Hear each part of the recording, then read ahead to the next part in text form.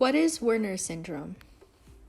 Werner syndrome, also known as adult-onset progeria, is a disease characterized by premature aging.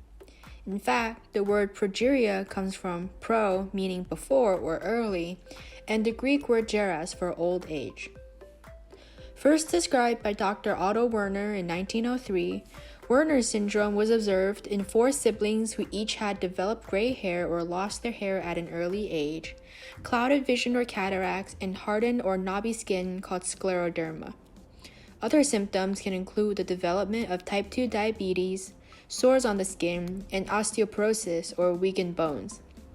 Specific to Werner syndrome, individuals are generally on the shorter side because people with Werner syndrome do not undergo a growth spurt in their late teenage years and can have delayed puberty or even puberty that doesn't happen at all. When people today have several of these symptoms, a doctor may suggest that they get tested for Werner syndrome. Sometimes this involves a urine test looking for specific molecules or a genetic test using a small sample of blood. Today, the incidence of Werner's disease in the US is 1 in 200,000. However, the incidence is approximately 10 times higher in those with Japanese heritage or people from the Sardinia region of Italy. People with Indian, Pakistani, Moroccan, Turkish, and Dutch heritage may have higher rates of Werner syndrome as well. If you have a family history of Werner syndrome, you may also be at higher risk. So, how does this all work? And why would having a family history of Werner syndrome or a certain heritage change your likelihood of developing Werner syndrome? This is because Werner syndrome is often a genetically inherited disease. This means that unlike the flu or a cold, you cannot catch Werner syndrome. Werner syndrome is caused by a mutation in your DNA. DNA is like the recipe for building a human. This DNA recipe determines everything, including things like your hair color, height, and even if you can roll your tongue. This also means that your DNA can determine the chances of you developing some diseases, including Werner syndrome. DNA is also passed from parent to child like a family recipe. Each person has 2 different versions of the recipe, and a baby is randomly given one recipe from each parent. Relatives often look alike because they share these recipes. That means that if your mom or her dad or his dad had Werner syndrome, there is a chance that you may also have Werner syndrome because you all share DNA. This is also the case for particular areas like Japan and the Sardinia region of Italy. This is because people there tend to be a little more related to each other compared to other places in the world. Their DNA is more closely shared and similar, so Werner syndrome is more common. If you have Werner syndrome, what does your DNA say? Remember how we said DNA is like the recipe for a human? Every recipe is a little different for different people. Someone's DNA may call for blue eyes and others may call for brown. It's like using different ingredients. This includes things about you that we cannot see easily inside your cells. Your body is made up of trillions of tiny cells too small for the eye to see. Each one is like a tiny city with different factories. Each factory has workers called proteins that do a specific job. Since cells make up humans and proteins are important in cells, these proteins each have their own recipe in your DNA. The different recipes sometimes mean that the workers do different jobs in their factories. People with Werner syndrome have a different recipe for a worker protein named WRN. In people without Werner syndrome, this protein's job is to make sure that your DNA is safe. Since things like UV light or different chemicals can cause damage to the recipe, WRN works as a part of a team to repair your DNA to make sure that your recipe stays the way it was before the damage. In people with Werner syndrome, their protein worker cannot recognize the DNA recipe. If the WRN protein worker can't recognize the recipe, the other workers that try to fix the DNA cannot do their jobs. This means that in the DNA of people with Werner syndrome, their DNA recipe is full of changes and errors when exposed to these damaging agents, which causes the early aging symptoms seen. As people get older, their DNA naturally accumulates so many changes, it basically becomes non-functional. Imagine making a cake based off a recipe full of missing spots and errors. Because people with Werner syndrome are less able to fix these mutations, their DNA starts to look like that of someone much older than them because of the number of errors causing this fast rate of aging. So what does this mean for you? If someone in your family history or from your part of the world had a recipe for the defective WRN worker protein, there is a higher chance that you inherited this worker protein as well, which is why a family history of Werner syndrome is a good indicator of who may develop Werner syndrome.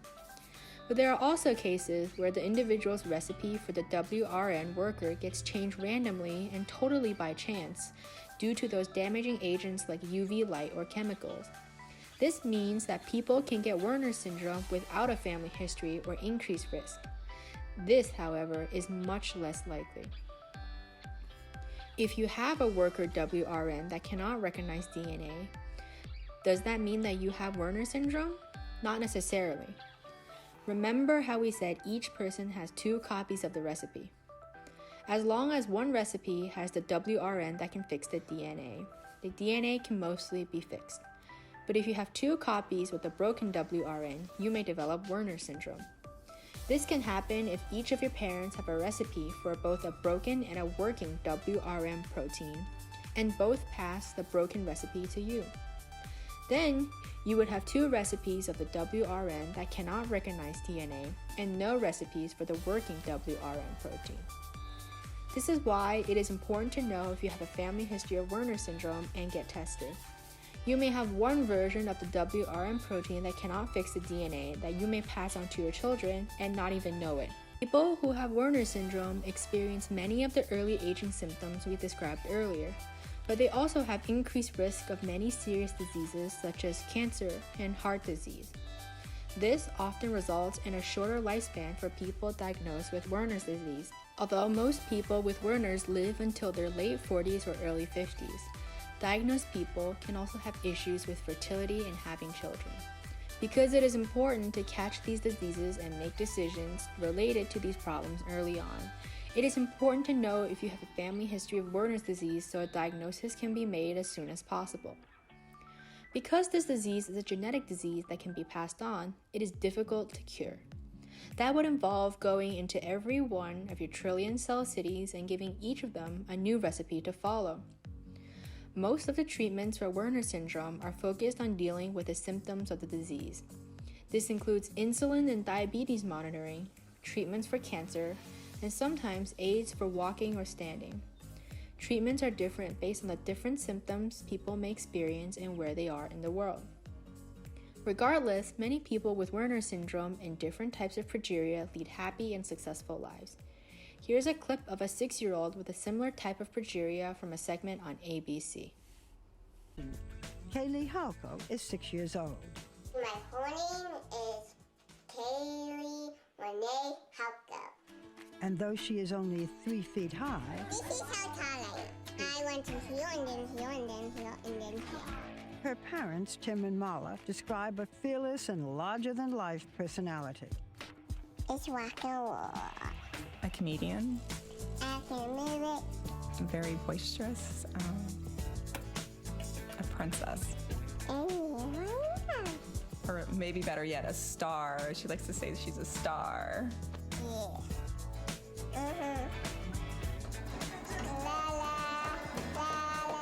Kaylee is the youngest of 4 children.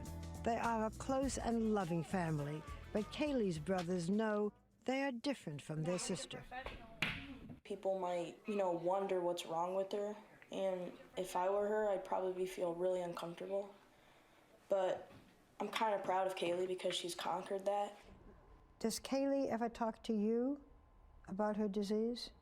Well, we really don't think about her having a disease. We just think of her as a normal person. When I met this pint-sized chatterbox, she was brimming with confidence. Kaylee, how old are you? 6.5. And now you're 6, and in July you're going to be 7. 7. That's a big girl. Ooh. Ooh, 7! Celebrate. Yeah! Ooh, very big girl. You have progeria, right? I don't have progeria. Yep. What's the difference between you and me? Well, I have bald head.